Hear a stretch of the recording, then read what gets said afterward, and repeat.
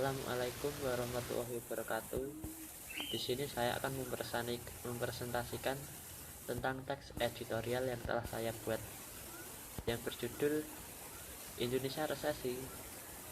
Sebelum itu, perkenalkan, nama saya Rian Andi Nugroho dari kelas 12D. Tahun 2020 ini mungkin akan menjadi tahun yang sulit dalam kondisi ekonomi yang ada di Indonesia, bahkan di seluruh dunia, karena kondisi ekonomi Indonesia dan dunia menurun drastis. Hal ini mungkin lebih parah dibanding tahun 1999 lalu. Saat itu Indonesia juga terkena resesi. Bedanya di tahun 1999 lalu beberapa negara masih survive, sehingga arus keluar masuknya modal, barang, jasa, dan tenaga kerja masih memungkinkan. Ekspor juga masih berjalan di tahun 1999. Bahkan waktu itu sektor ekonomi sangat menjanjikan. Menurut laman yang diberitakan kompas.com, jumlah pekerja yang terkena imbas pemutusan hubungan kerja atau PHK diperkirakan sudah mencapai 2 juta orang, dan sampai akhir tahun akan ada sekitar 15 juta orang yang harus terkena PHK imbas dari pandemi COVID-19 ini. Mantan Direktur Pelaksana Bank Dunia Sri Mulyani Indrawati mengatakan, pada kuartal 3 proyeksi pertumbuhan ekonomi Indonesia diperkirakan minus 2,9% hingga minus 1,1%, dan kemungkinan pertumbuhan ekonomi Indonesia di Indonesia hingga akhir tahun ada di kisaran minus 1,7% hingga minus 0,6%. Dengan hal itu, maka tak menutup kemungkinan bahwa Indonesia akan mengalami resesi.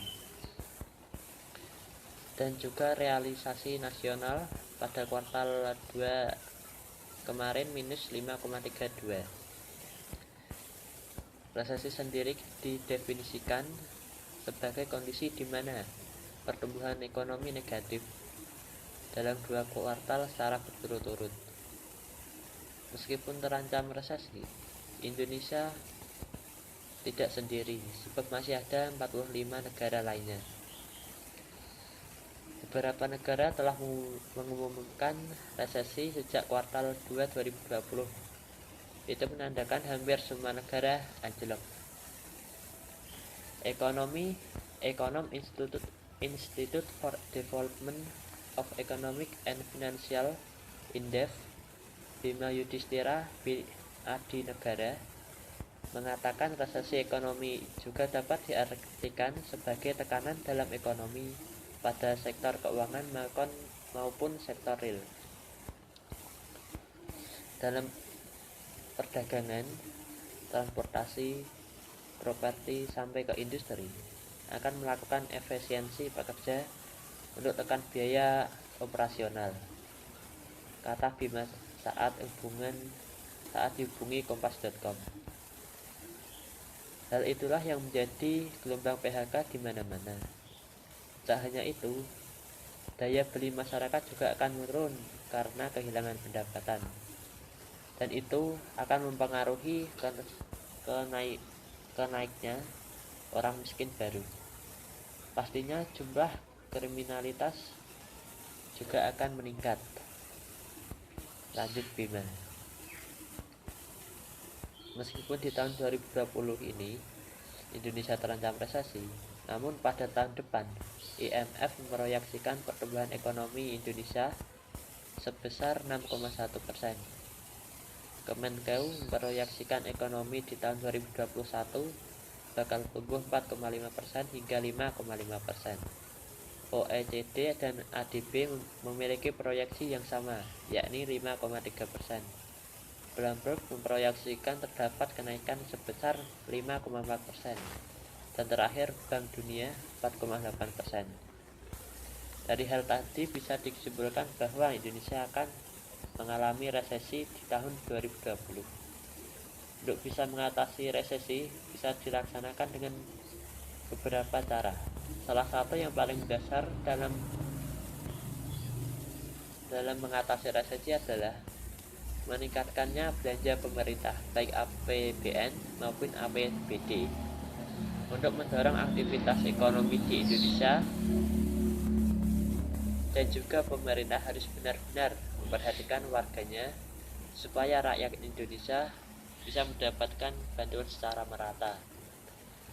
Karena dampak dari pandemi ini, banyak masyarakat yang tadinya kehidupannya berkecukupan menjadi serba kekurangan. Hasilnya, banyak warga yang mendadak miskin. Selain itu, bagi masyarakat Indonesia dianjurkan untuk hanya fokus belanja kebutuhan pokok saja, tidak tergiur pada belanja yang memenuhi gaya hidup, supaya nanti jika terjadi hal yang tidak diinginkan seperti PHK, mendadak dan sakit masih memiliki dana yang cukup.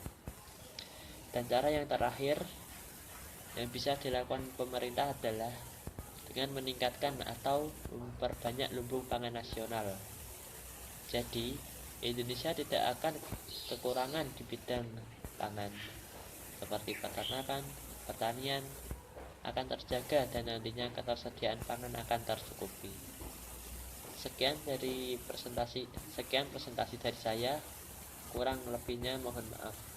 Wassalamualaikum warahmatullahi wabarakatuh.